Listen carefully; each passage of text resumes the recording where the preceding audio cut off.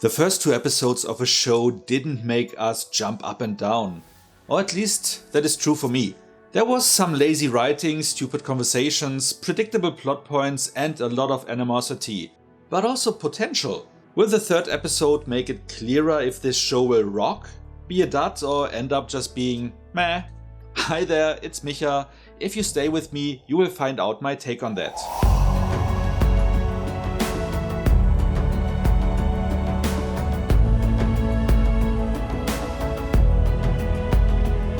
The episode starts with Gravik sending out 3 of his men to pose as soldiers on a submarine, while he brags to the Skrull Council members that he now can give his kind superpowers. Then, in another flashback, this time to 1998, Fury meets his wife, while in the present we learn that he abandoned her as well for years, and then starts to question if her loyalty lies with him or Gravik, which later turns out to likely be the latter.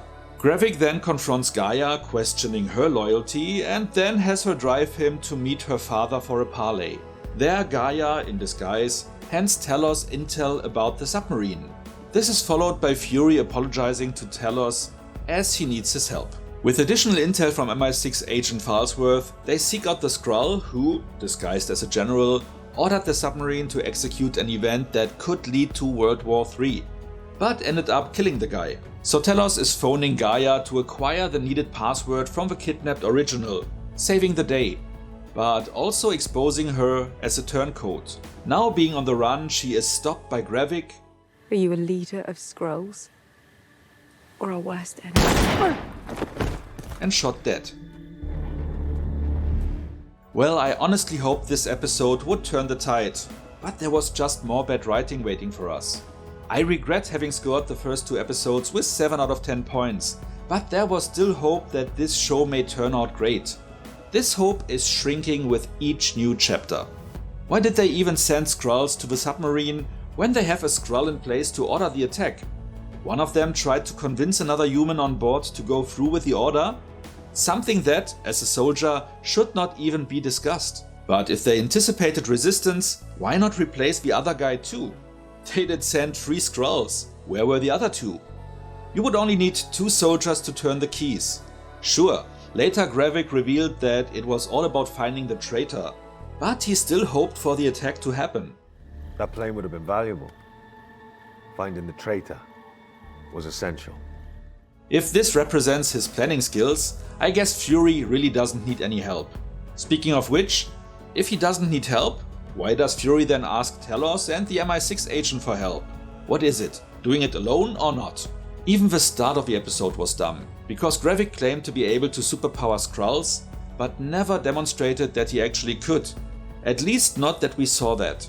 And the flashback was totally unnecessary, as it didn't give us any relevant information besides the year Fury met his future wife. Then Gravik called out Gaia for an information everyone could have given the police, and we don't even know if it was her, but never questioned how Fury learned about the bomb in the pilot episode, which indicated her as the most likely whistleblower.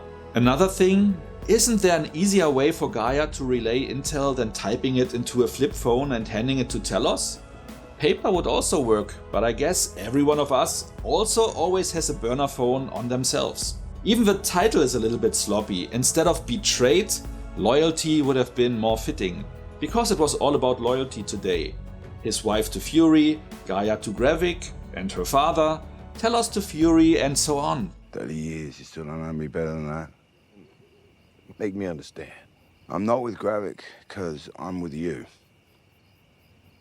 The dumbest scene, though, was the parley, where Talos supposedly wanted to talk about Gaia, but most of the dialogue was just, "You are evil, and you are soft and a traitor." Nothing came out of it, and it was mind-boggling that Talos thought he could leave there alive.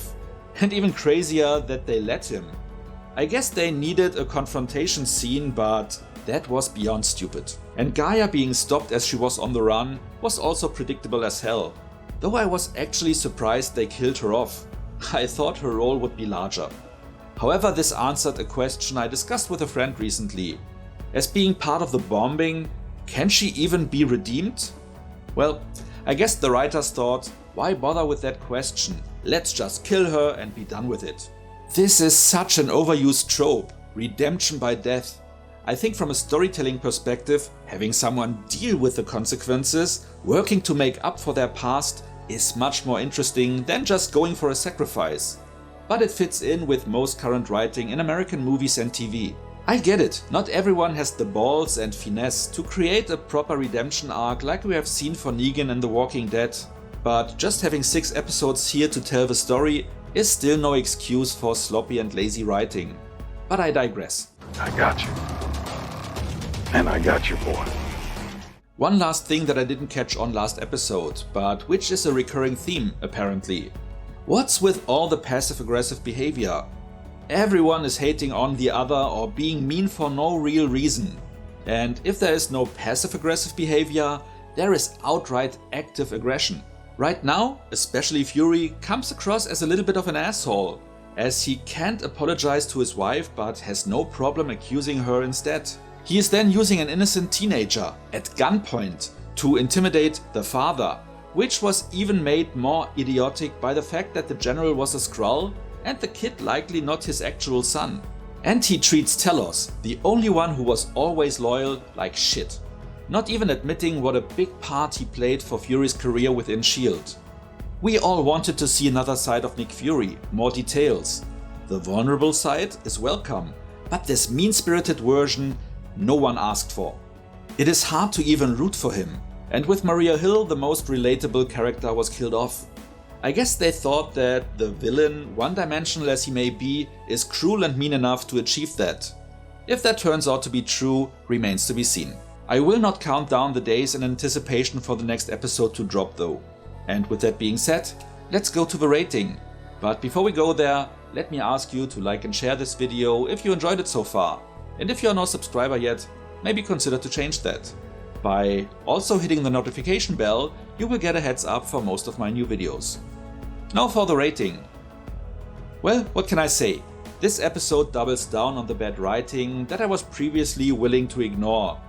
To a certain degree, as they were setting up things for the story to develop, and I hoped that would lead to some interesting plot points. One of those was the relationship between Telos and his daughter, seeing how they would handle the redemption arc that they teased, and then dropped in favor for a cheap shock by killing her, which didn't even hit us well, as her character was not developed enough for us to really care.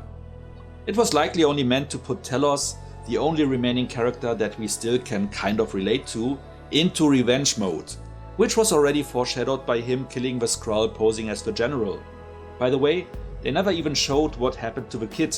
Again, sloppy writing. At this point I honestly have lost hope that this show would still turn out great.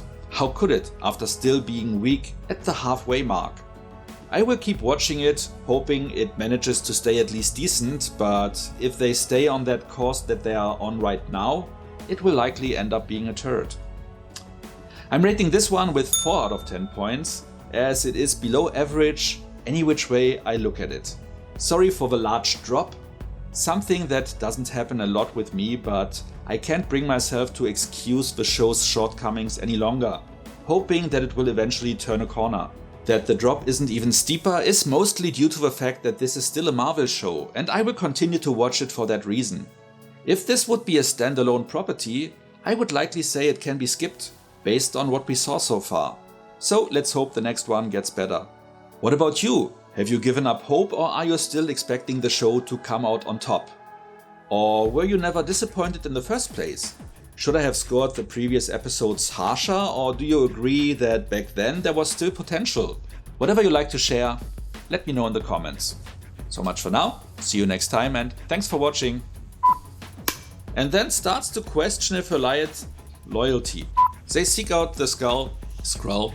If this represents his skilling plan in favor for a cheap chalk, the vulnerable, I would likely say it can be skipped based on what we saw so far. Fuck.